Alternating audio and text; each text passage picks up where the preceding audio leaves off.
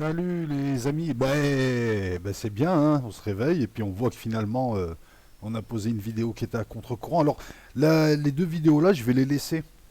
Je vais les laisser et donc on apprend que les Iraniens ont avoué avoir abattu par erreur l'avion. Donc les Iraniens viennent d'avouer la religion de l'aveu, la preuve. Donc maintenant on a quelque chose de fixé. Juste une chose puisque les vidéos vont rester, hein. Euh, que les gens de bonne foi le fassent, notamment sur celle d'hier. Je répète à 4 fois que je n'exclus aucune hypothèse. C'est quand même fou, hein, de ne pas comprendre ça. Heureusement qu'il y en a plein qui l'ont compris, mais il y en a qui ne comprennent pas. Je n'ai pas à m'excuser ou à dire quoi que ce soit. J'émets des hypothèses. Qu'est-ce que je dis dans ces vidéos? Je ne crois pas en leur version faute de preuves, qui nous ont habitués à mentir. Et tu peux réécouter.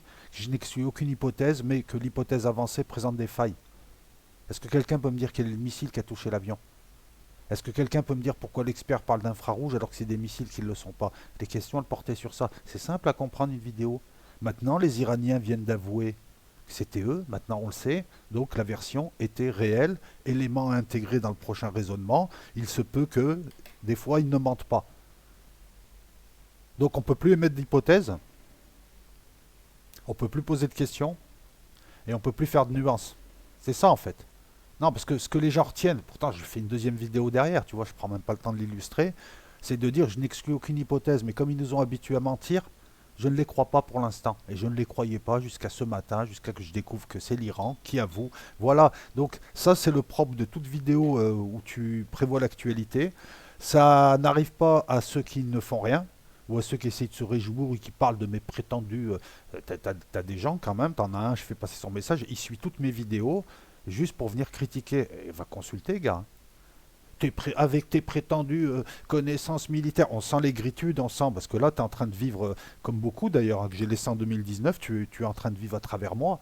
C'est voilà, donc va consulter, parce que quand on suit des gens pendant des années pour essayer de les critiquer, et tu monétises tes vidéos, ben toi tu piques, t'as un pic assiette qui vient voir mes vidéos gratuitement.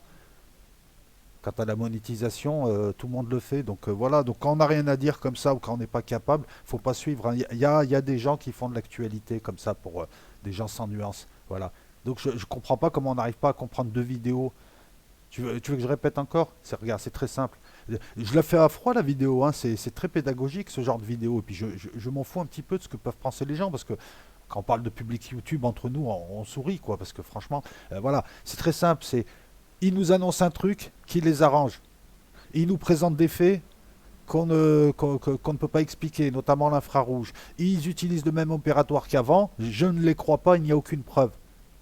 Ça veut dire quoi? Ça veut dire que tant qu'il n'y a pas de preuve, on ne les croit pas. Maintenant, il y a une preuve, on les croit. Et elle est où la contradiction?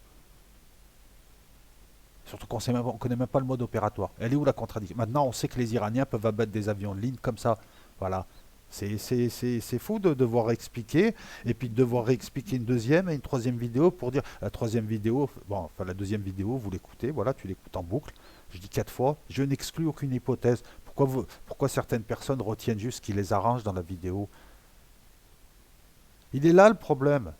Il est là le problème. Quand on n'est pas capable de synthétiser une vidéo d'un quart d'heure qui aborde 4 points et qu'on ne retient qu'un demi-point qu'on comprend mal, on n'a rien à faire sur YouTube à regarder des vidéos comme ça pour essayer de se faire un avis ou pour essayer de faire une analyse. Non, parce que t'en es loin, gars. T'en es très très loin de l'analyse là. Tu n'es pas capable déjà de collecter l'information de manière correcte. Puisque dans ces vidéos-là, à aucun moment je me contredis. Je ne les croyais pas jusqu'à que j'ai la preuve que c'est l'Iran. Maintenant, je les crois, puisque l'Iran vient d'avouer. Voilà, c'est aussi simple que ça. Ça s'appelle le doute, ça s'appelle émettre des hypothèses. Des hypothèses, moi, j'en ai pas émises. J'ai émis des doutes, en fait. J'ai émis plusieurs doutes. Voilà. Surtout que ça venait de la télé. Donc voilà, donc à un moment donné, faut aussi les capter, les vidéos. Moi, ça me pose aucun souci, hein. Ça me permet juste d'en faire une troisième, de discuter, mais euh, je m'étais promis de pas le faire et je suis tombé dans le jeu là. Ça a été mon erreur et encore, c'est pas très grave. Je veux dire, ça va. C'est de suivre à chaud l'actualité. Ça peut donner ça. Voilà, ça peut donner plein de petites vidéos morcelées qui peuvent aussi être contredites, voilà, donc j'essaye de coller au truc. Mais voilà, si, mais en même temps, si je le traite pas, j'ai plein de gens qui me disent, est-ce que tu peux me parler de ça, tu peux me parler de ça. J'aurais attendu une semaine, j'aurais fait une vidéo qui aurait exprimé autre chose puisque les faits étaient différents. La méthode que nous utilisons, celle du doute systématique, et qui diffère de la surinterprétation que peuvent faire les complotistes, les vrais, c'est une méthode que je vous invite à pratiquer. Là, on a un élément supplémentaire maintenant. On sait que voilà, à travers ça, on sait que finalement Trump avait lâché le morceau, qu'il n'insistait pas, puisque moi j'y ai pensé aussi. On sait que les Iraniens, bon bah maintenant ils ont un système de merde anti-aérien, parce que là, pour abattre un avion de ligne, il faut le faire. On a d'autres éléments qui permettent d'avancer l'analyse. Tu as les gens qui essayent d'analyser les faits, qui se trompent, qui continuent à suivre le truc, qui corrigent le tir, ou qui se trompent à moitié, parce que moi, je pensais pas que c'était l'Iran. Donc, pour être honnête, hein, je pensais pas du tout que c'était l'Iran. Et puis tu as les gens qui font rien, ou qui n'attendent que ceux qui viennent voir à longueur d'année. C'est ça qui est terrible. Comment on peut voir un type qu'on n'aime pas pour après, tu monétises ta vidéo. T'as que ça à dire, sérieux? Toi, tu viens prendre des vidéos gratuites que tu comprends pas sur YouTube. Et en plus, tu pleurniches parce que... Non, mais si, c'est ça. Écoutez, voilà. Donc, l'analyse n'exclut aucune hypothèse. On posait des questions, c'est facile, hein, il suffit de réécouter. On posait des bonnes questions. J'aimerais bien connaître le mode opératoire. Maintenant, j'aimerais bien, voilà. Et d'ailleurs, c'est confirmé par certains. Posez-vous la question, un système satellite qui réussit à détecter des départs de missiles de cette taille, ça n'existe pas. Donc apparemment, puisque ça s'est réalisé, il y a quelque chose qui s'est réalisé, apparemment, cette info, elle est bidon, c'est juste pour pas dire qu'ils ont autre chose qui peut capter ce qui part d'Iran. Voilà pourquoi l'information était troublante. Et le missile infrarouge, moi pour l'instant, j'ai toujours pas trouvé de Tor M1 infrarouge, donc j'ai le droit de me poser des questions. On me dit un missile infrarouge a touché un avion, et on me nomme le missile et je m'aperçois qu'il n'est pas infrarouge.